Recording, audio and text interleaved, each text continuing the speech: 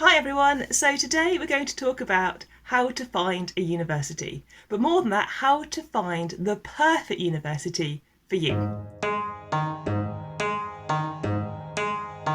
Going off to university is a big decision. You could be looking to study there as an undergraduate for 3 or 4 years. Maybe you're looking to do a postgraduate degree, a master's or a PhD.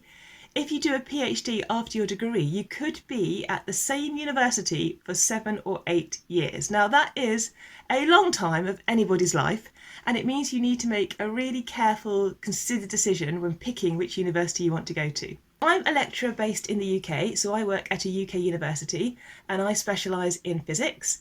I'm also an admissions tutor, so I spend a lot of time chatting with students as they try to work out which university is the right one for them. But first things first, you've actually got to find the university. Now, you might have one in mind, you might have a dream university that you've always wanted to go to, there could be one that family members have gone to that they've said it's really good, or you could be starting completely from scratch. Now, one really useful thing these days is the internet. So if you're starting completely from scratch or you want to evaluate your different university options, I would recommend hopping on the internet and doing a search. And you type into it, find a university, it will give you a series of search hit results. And at the top of those will be things like the Times University Guide or the Which How to Find a University, or there might be other ones that pop up depending on which country you're in. But all of these are tools that you can use to help you screen out things in the universities that you like and things that maybe you're not looking for so much.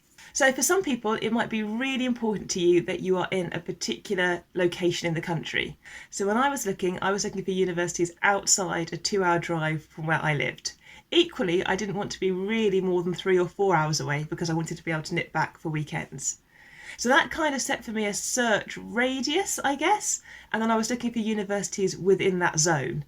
Once you do that, you can start to narrow it down to the type of university you want to go to. So here in the UK, you've got really a choice between a campus university and a college university. So Oxford and Cambridge and Durham, these are all college universities, whilst places like Warwick and Exeter and Surrey, these are all campus universities. At a college university, you belong to that university, but you also belong to a college that is part of that university. So you'll have your college identity and then the overall university identity. Some of your teaching will be within the college. You'll have a college class set up, you'll have college tutorials, college meetings, and then some of it will be taught centrally. So that's where the whole university gets together and you go to a big lecture theatre and you all sit down from all the different colleges and hear the same lecture. Now, of course, that can't happen at a campus university because at a campus university, you're not assigned to a college. So on a campus-based university, all of you are together. Yes, you live in different accommodation blocks, but you all go to lectures and then you tend to all go to the main departmental areas in order to have your tutorials, workshops, laboratories, computer classes, anything that you need to have in kind of your daily tuition at that university. I knew that I wanted to be in a campus. I have friends who very much wanted to be in a college university. So that is something to consider when you're making your choice. You also need to consider how big a university you want to be at. How many students do you want to be on the course with you? Do you want to be on a course with hundreds of students or maybe 40 to 50? That again can impact the way that you're taught. So if you've got lots and lots and lots of students, you need to check that the ratio between the students and the academic staff members means that you're going to get enough personal tuition as you go throughout your degree. So these are some opening things to think about when picking your university. And there's more that you should consider. So obviously you're going to university many cases as an undergraduate student to study a course. Now this course should be something that you're completely interested and passionate about because a university degree is hard work. I mean, there's no getting away from it. You're going to be in the library working really late, you'll be writing essays when your friends are out having fun. Going to university is an expensive business, so you want to make sure that the thing you're going to study you actually do really like. So you need to evaluate the university course and whether it's going to be taught in a way that you like and whether it covers the things that you're looking for. So my own personal experience, I studied physics, so I was looking to make sure that the university had good laboratories, so there was good spaces where I could do experiments, that it had some nice lecture theatres, that it had academics who were interested in a range of different physics ideas and topics. When I studied at university, I knew that the people teaching me were going to be world leaders or interested in what they were actually teaching, and they all had their own research careers, and that meant they could bring their latest ideas on scientific advances into the classroom, which would then benefit me. I also wanted to make sure that the academic tutors were friendly, that I felt like I could approach them and ask them questions, and that they cared. I wanted to not be just a number at a university, but to be recognised as a fledgling young scientist and have people try to help me on my early stage of my career. You're most likely going to be living at this university. So if you're going to one near home, you might be able to stay at your friend's or family home or house. However, for most students, you're going to have to move away from your home and live on the university site. And most universities in their first year will offer students on-campus accommodation. And that's really good because it means you don't need a car, you most likely can walk or cycle from your accommodation block to your lectures, and usually there's a shop nearby, so everything's nice and convenient. And then you need to decide whether you want to have an ensuite room or whether you're happy to share a bathroom. And then you need to look at the kitchen situation. So some universities will offer studios. So you have a small room that has a bedroom and a little kitchen on one side and a bathroom. These can be really nice, quiet study spaces. It can also be a little bit harder though to meet people because of course you're not bumping into people in a kitchen. So it's a really good choice, but you need to think about how you'll go out and socialise and whether you'll be able to go and do sporting or hobby events to meet people, or whether you're going to meet people through your course. Alternatively, you might want to have a bedroom but then share a kitchen and share a bathroom. This is great because you meet lots of people nice and quickly, but then you've got to share those facilities with those people. And most times you like them, but of course you don't know these people before you start sharing with them. So in my case, I had a bedroom, I had a sink in my room, but I had to share the bathroom, I had to share the showers, and I had to share a kitchen. And I think there was about 14 of us sharing the kitchen, and then we had 2 bathrooms. And it was fine. It was absolutely fine. Having the sink in your room made a big difference because you could clean your teeth in the evening, you could wash a few bits of clothing if you needed to, but actually sharing the bathrooms wasn't a problem. So accommodation is another thing to add onto your Find a University checklist.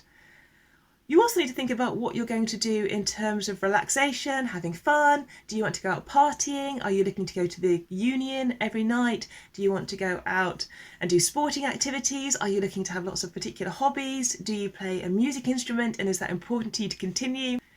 So now our checklist has got even longer. We've got the campus or college system. We've got the location of the university. Very importantly, we've got the course. Is the course going to meet our needs and what we're looking for? Then we've got to think about the accommodation. Can we afford it? Are we near where we want to be?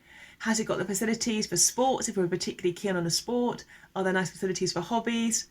And then I think my biggest tip here at the end is, does your gut feel say it feels right? Sometimes you'll walk into a university and it will tick all these initial boxes and you'll think, yes, I should really like this one, but for some reason you won't. And that's absolutely fine. If you've got a gut feeling that says this isn't the university for me, then it's not the university for you. You need to go around a university and feel like it could be your home. It can be a bit scary and daunting to walk around them, and you might feel a bit nervous as you go around and wondering about the change in your life and meeting these new people and are you going to fit in and all the rest of it.